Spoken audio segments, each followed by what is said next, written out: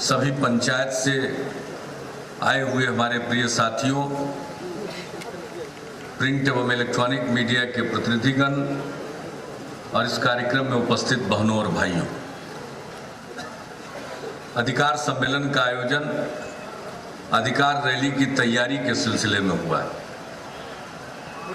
4 नवंबर को पटना के गांधी मैदान में अधिकार रैली का आयोजन किया गया। नाम ही है इसका अधिकार रैली, और ये बिहार वासियों की एकजुटता का परिचय देगा और बिहार की जो लगातार हकमारी हुई है उसके खिलाफ अपनी आवाज बुलंद करेगा। बिहार को विशेष राज्य का दर्जा मिलना चाहिए, ये बिहार की जरूरत है। पिछड़े राज्यों को यह दर्जा मिला हुआ है, बिहार को भी यह दर्जा मिलना चाहिए। लगभग 1.25 करोड़ लोगों ने इसके पक्ष में हस्ताक्षर करके अपनी राय का इजहार किया था। हमारे प्रदेश अध्यक्ष वशिष्ठ भाई के नेतृत्व में हस्ताक्षर का बंडल लेकर दिल्ली की ओर एक जत्था रवाना हुआ था। दिल्ली में हमारे पार्टी के राष्ट्रीय अध्यक्ष आदरणीय शरद यादव जी ने उसकी अगवानी की और सब लोगों ने प्रधानमंत्री जी से मिलकर ये आग्रह किया कि बिहार वासियों की जो मांग है उस पर आप गौर कीजिए, हम लोगों को न्याय दीजिए। उन्होंने अधिकारियों की एक कमेटी बना दी। अधिकारियों की कमेटी की रिपोर्ट भी आ गई। उसने बिहार के पिछड़ेपन को तो स्वीकार किया, लेकिन विशेष राज्य दर्जा की मांग को खारिज कर दिया। अब विशेष राज्य दर्जा की मांग हम लोग इसलिए कर रहे हैं कि अगर विशेष राज्य का दर्जा मिलेगा तो इससे बिहार में पूंजी निवेश बढ़ेगा, क्योंकि जो भी कल कारखाने लगेंगे और जो पूंजी निवेश कोई करेगा तो उनको केंद्र सरकार के टैक्स में छूट मिलेगी, तो लोग प्रोत्साहित होंगे, पैसा लगाएंगे, कल कारखाने खुलेंगे।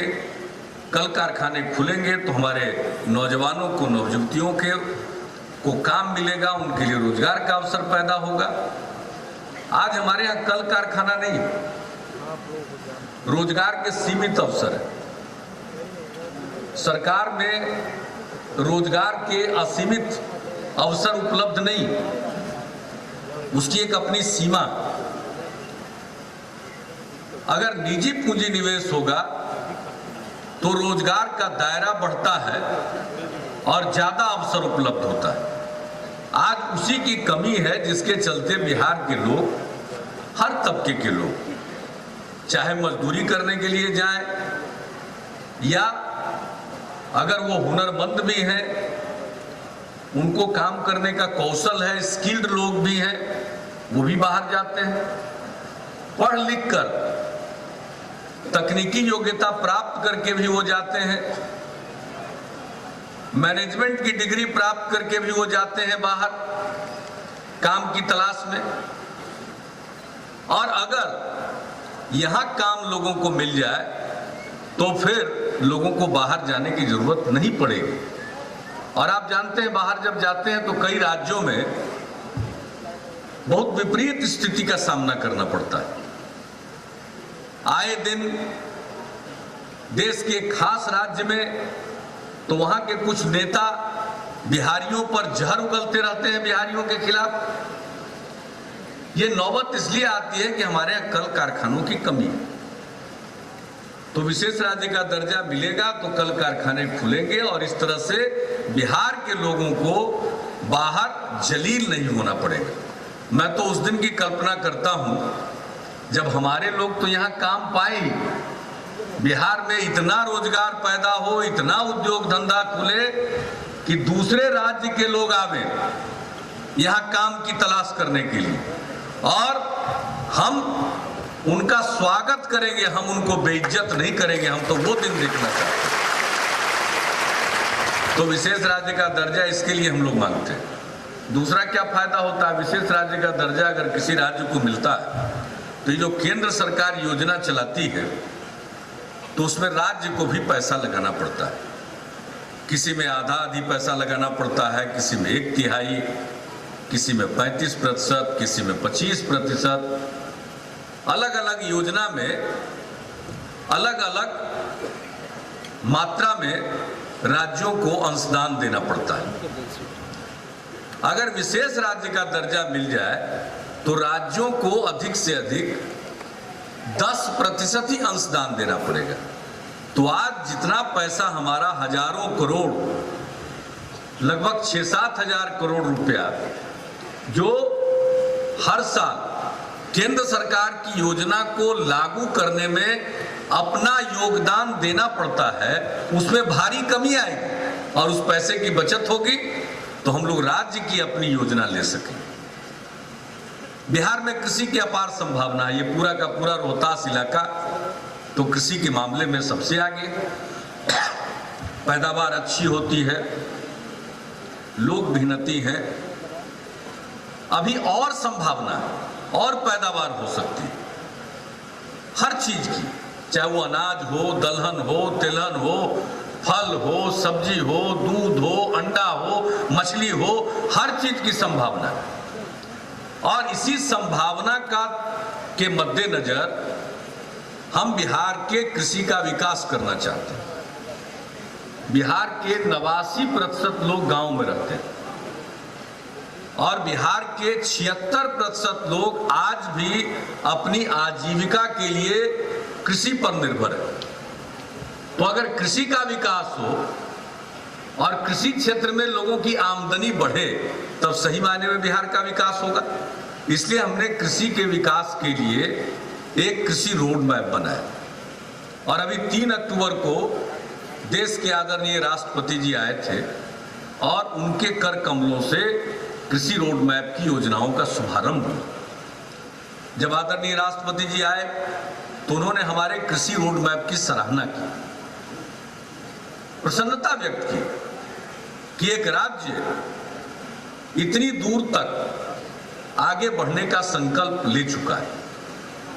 तो अगर कृषि रोड मैप को लागू करना है, कृषि रोड मैप में अनेक काम हों, जमीन का नया सर्वे, सेटलमेंट से लेकर के खेत में सिंचाई का प्रबंध, हर प्रकार का इंतजाम, 250 की आबादी तक के गांव को हम पक्की सड़क से जोड़ेंगे। कृषि के कार्यों के लिए हम, ताकि निर्बाध बिजली की आपूर्ति कृषि के कार्य के लिए हो सके, इसके लिए कृषि के लिए अलग बिजली का डेडिकेटेड फीडर बनाना चाहते हैं। ये हर काम करना चाहते हैं ताकि कृषि का विकास हो। भंडारण क्षमता का विकास करना चाहते हैं। शीत गृहों का निर्माण करना चाहते हैं। प्रसंस्करण को बढ़ावा देना चाहते हैं ताकि किसानों की आमदनी बढ़े। और कृषि रोड मैप का यही सबसे बड़ा मकसद है कि लोगों की आमदनी बढ़े। तो ये कृषि रोड मैप लागू करने के लिए पैसे की जरूरत है। 1.5 लाख करोड़ रुपया हम लोग को जरूरत होगी अगले 5 वर्षों में। तो ये पैसा कहां से आएगा?